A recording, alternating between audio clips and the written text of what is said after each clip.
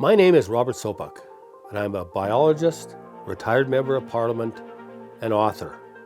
I live with my wife Caroline on the south side of Riding Mountain National Park in western Manitoba. In this series, I'm going to share my way of life with you, a life that is simple, wonderful, and profound. This is a life outdoors.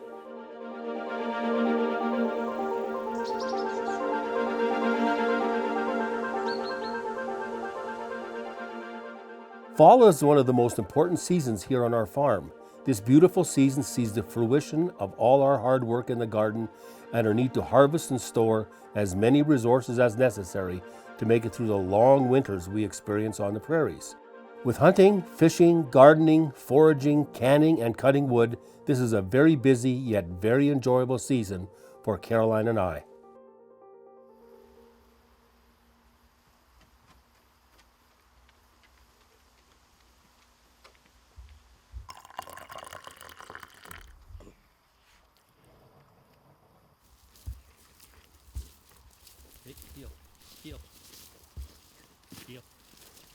With the start of hunting season comes early mornings. Chase and I make the short walk from our house to the pit blind and the decoys I have set up in our adjacent field.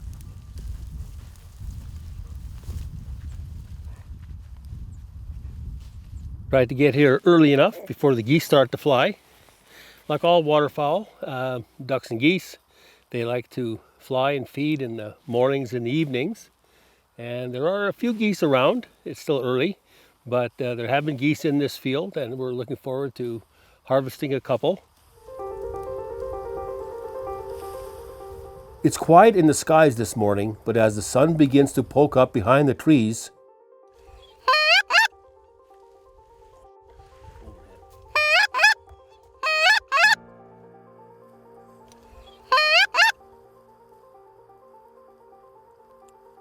bit too high, Chase. It's a good sign though, some birds flying.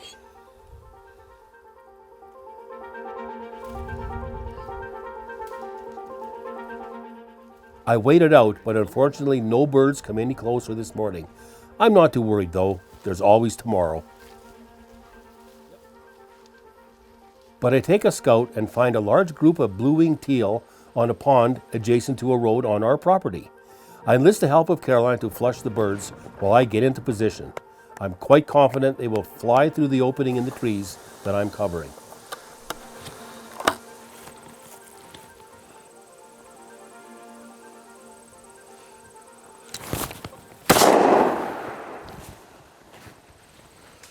Got him.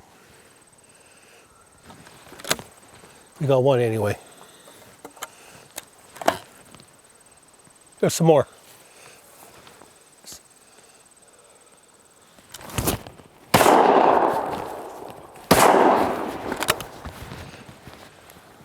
I got one more there. Back! With two birds down, it's time for Chase to go to work.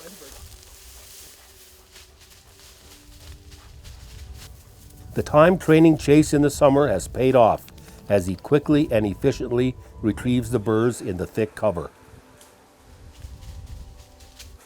Good boy. Nice, beautiful teal. Look at that. That's gonna be a beautiful eater.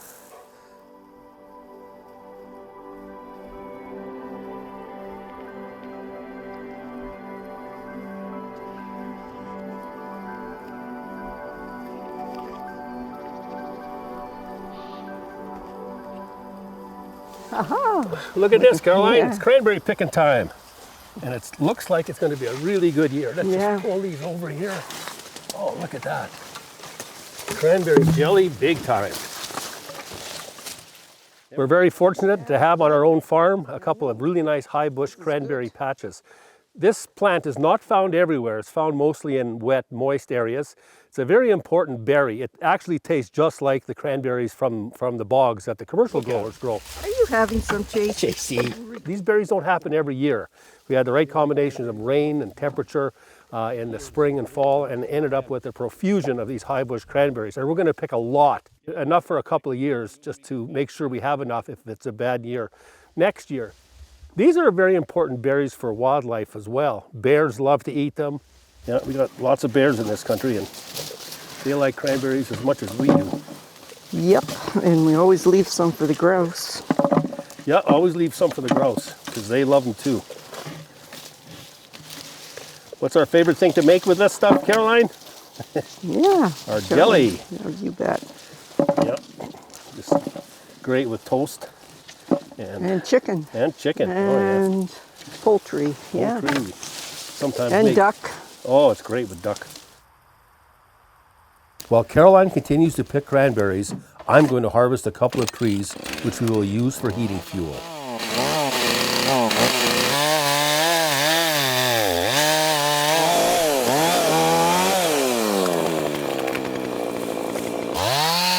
After felling and limbing the trees, I chain the logs to my tractor and haul them back to the yard for processing.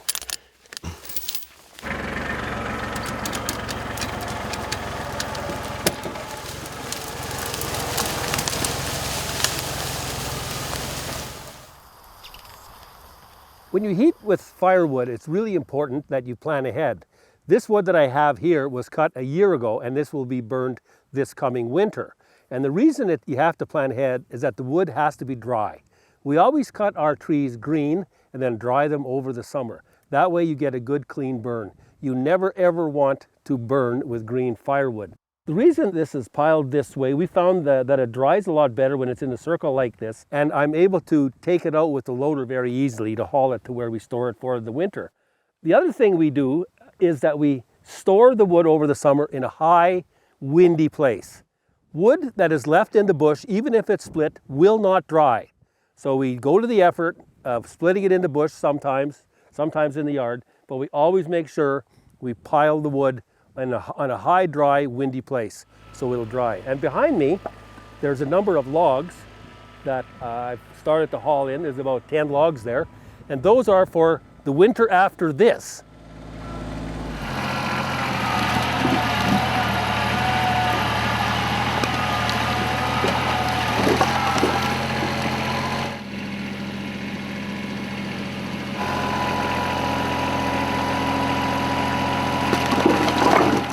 We move and stack the wood close to the downstairs door so we can access the fuel easily during the winter months.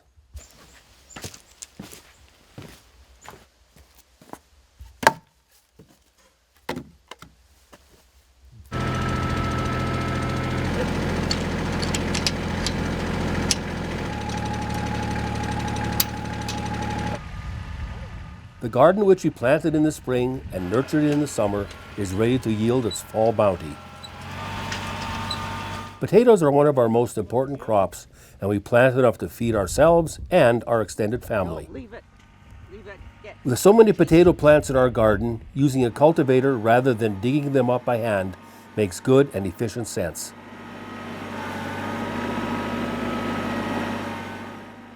It's absolutely critical in order to store potatoes for a long time that they go into the cold room dry. So you can see we have rows of dug up potatoes that are lying in the dry dirt. It's a nice windy day, sunny day, and in about an hour, any little bits of wet soil that may be clinging to these potatoes will be dry and we can dust them off. You do not wash potatoes when you store them. You just put them in bins after they've been dried in the field. And this process, we usually give it about an hour. But in that hour, we're going to go and harvest some of the other vegetables.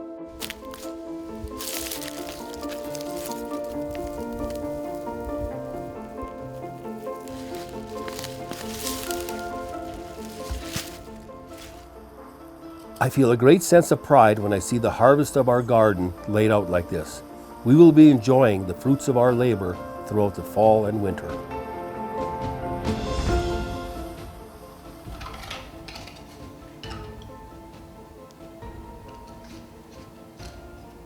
With the cranberries cleaned, boiled, and the juice extracted, Caroline can now make delicious high bush cranberry jelly. Adding sugar to sweeten and pectin to set it, the mixture is boiled and ladled into jars before boiling again to seal the lids.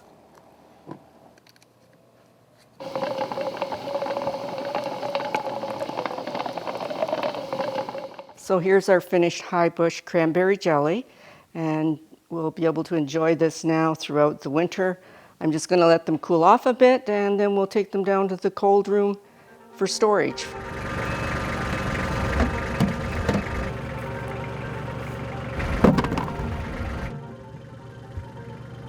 With the potatoes nice and dry, we move them from the garden to be stored in our cold room.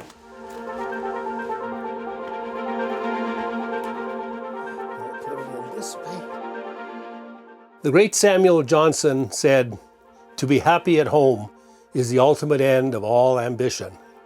And for us, this is home. And in our home, one of the most important rooms in our house is the cold room. This is the culmination of all our gardening and foraging. We have a great crop of potatoes coming on. We've got pickled beans, we've got dill pickles, we have salsas, relish, hot peppers, pickled dilly beans, dill chips, high bush cranberry and chokecherry jelly, and cherry jelly from a Nanking cherry tree. We hang wild game here. We've skinned deer in here. The immense sense of satisfaction that one gets when one sees the results of one's work from all summer long, from spring until now, this has been a labor of love. And this is a great part of our life outdoors.